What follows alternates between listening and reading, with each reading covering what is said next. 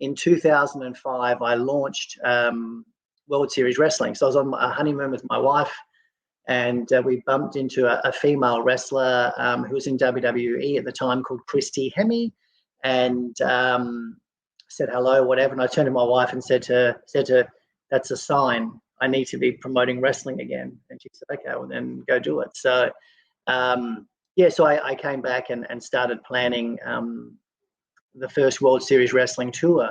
And really, I put myself, I'm a fan at the end of the day. I love it. So I just sort of thought, well, what do I want to see? And at the time, WWE was an average product, and it was the only product. And I just sort of thought, well, when I say the only product, that's not correct. There was obviously Ring of Honor, there was Impact Wrestling, and that had a following, but that was a little bit underground, like especially Ring of Honor was quite underground. So yeah, absolutely. There was buzz around guys like Samoa Joe, AJ Styles, and his feud with Christopher Daniels was the hottest thing that wasn't WWE.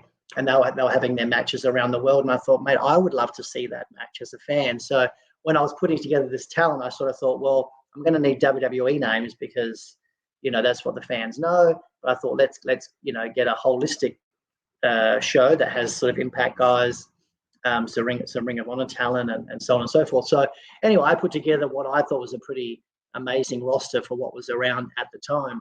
And I just never forget my dad saying to me, this is when he brought up if you're going to do it, do it properly or don't even waste your time. So he goes, whatever venue WWE ran, you run the same venue. He goes, yeah.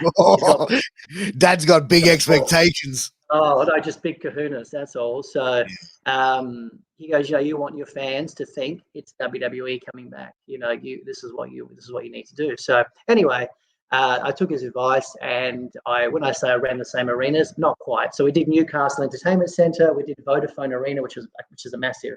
Yeah, it's huge. Which I think is called Hisense Arena now, and we did the Homebush Olympic Park Sports Centre. We had Test, we had Jeff Jarrett, we had Rhino, the Dudley Boys, Gail Kim, all sorts of people. Anyway, long story short. Promoted it, huge buzz, a lot of interest. And back then, the internet wasn't really like it is. Nowhere near like it is now. There's no social media. Like I'm faxing contracts to the Dudley Boys who were in Japan at the time, and they're faxing back to me at my office and whatever. Anyway, so it was crazy. I didn't even know how to put it off. In hindsight, just trying to communicate with people with that technology the way it was back then. But long story short, tickets went on sale first week. Bananas, like a million times better than what I could have anticipated. And I thought, fucking hell, here I am, 25 years old, 26. I'm going to be a fucking millionaire. Look at me. I'm King Dick. Like, that's honestly what I thought to myself. Yeah.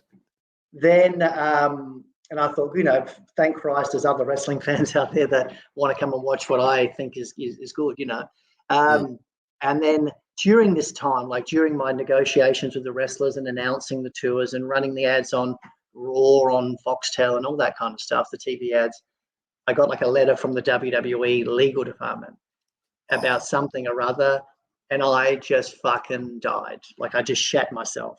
And in hindsight, it was nothing. And I had a couple of friends who are lawyers, and I said, hey, look at this. He goes, we can go back and da-da-da. I said, I'm not fucking going back, mate.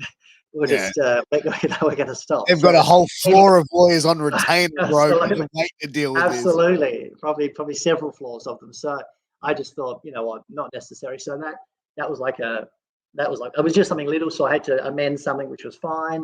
But again, I just thought, fuck, they're aware of me.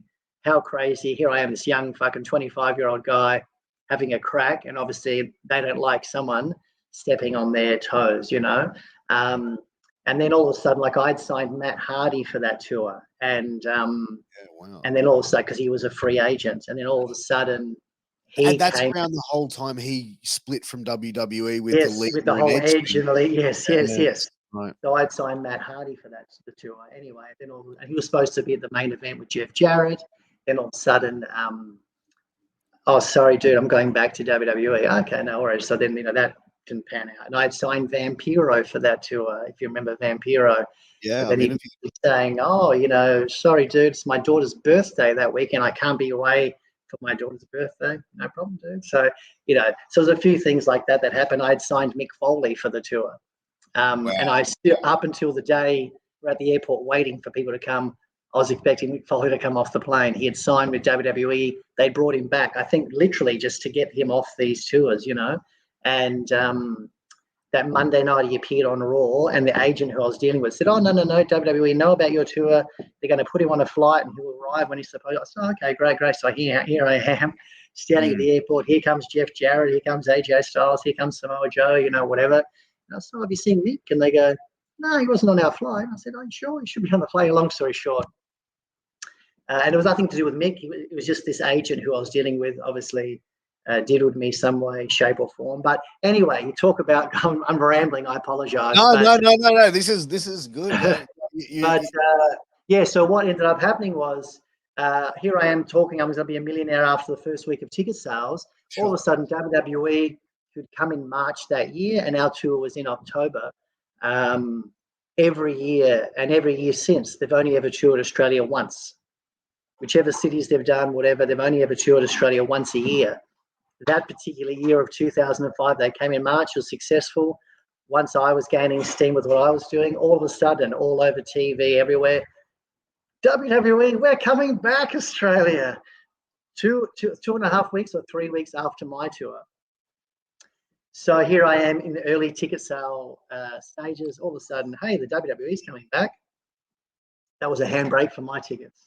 So, so all of a sudden, here I am thinking, you know, look at me. And then, to be honest, I ended up losing a shitload of money on the tour. The tours were great. Like, you know, the talent had a great time. Even when Chelsea Green and Taya Valkyrie arrived on our previous tour a few months ago, the first thing they said when they got off the plane was, "Oh, Gail Kim said to say hello and to tell you that tour that she was on back in 2005 was still her best international tour, and said to say hi." And I thought, wow, that was pretty cool. So that's very nice. Yeah. So even though and the crowds were good crowds, like it's not like they were wrestling in front of 50 people. You know, we had legitimately, I think 2,500 in Melbourne, and I don't know, just under 2,000 in Sydney, and a huge amount in Newcastle too. But it wasn't to what we had expected, or I'd expected, what I'd budgeted for, what I'd planned for. So it was definitely a kick in the balls.